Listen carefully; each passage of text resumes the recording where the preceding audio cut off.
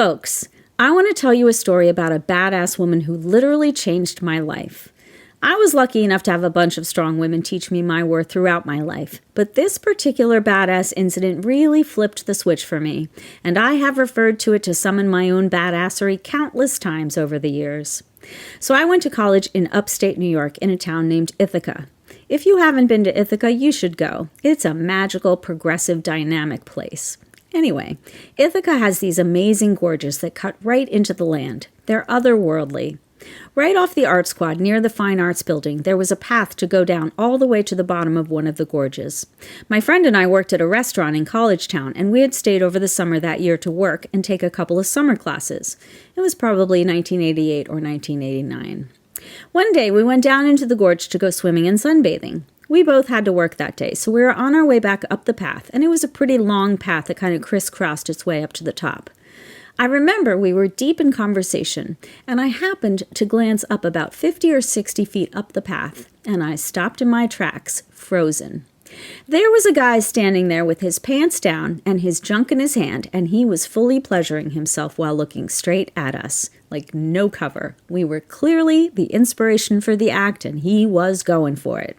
So my body stopped working because I had a tendency to lean toward the freeze state when facing potentially traumatic situations. I remember not moving, but also my brain working really hard to make sense of the situation and assess the threat. How big was he? Did he look like he was on drugs? Was it likely that he would attack us? You know the drill. I remember wondering if my friend was going to run, and if she did, would I be able to move? But she just stopped for a couple of seconds. Not long at all. And then she yelled something at him, like, "What the fuck are you doing?" And I was like, oh, okay, I have a functioning person with me. Well, the guy didn't say anything, but I will never forget it. He kept right on pumping away at his junk. No embarrassment, no apology. He didn't even look startled. Almost like this was all going according to plan. I remember he shook his head no, and he held up one finger in the air as if to say, no, hold on, I'm almost there. Yeah, that little gesture was so sick in that moment, it kind of hung in the air like insult waiting to register injury. And then the meaning of it hit us, that we were expected to stay right there while he used us. We were just inanimate ornaments, and he intended to finish scratching his itch whether we liked it or not. Well, I will never forget the sound that started to come out of my friend. It came from such a deep place. It sounded like a place every one of us probably knows. She just roared.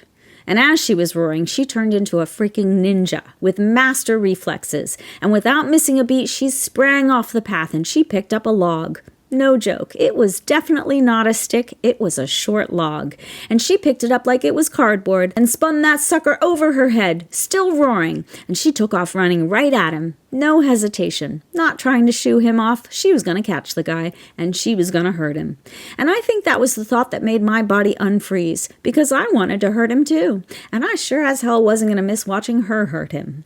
Well, he finally realized he was going to get messed up because my friend was going to kill him. And he let go of his junk and turned and took off up the path. By then, I was running too, but there was a curve in the path, so I couldn't see my friend up ahead. But I was definitely listening for the sound of a log hitting a body, and I really wanted to hear it. When I got to the top of the gorge, my friend was there smiling. She never caught him, but she most certainly scared the shit out of him. She looked so triumphant, just full of sheer power. And I was so overwhelmed by all of it, I broke out in tears. Because I had just witnessed some of the most beautiful badass behavior I'd ever seen. And in the span of a few minutes, my friend offered me a new ending to a story I hated, but never realized I could rewrite. It may sound obvious, but it hadn't occurred to me that badassery like that was available to me. And there she was all along.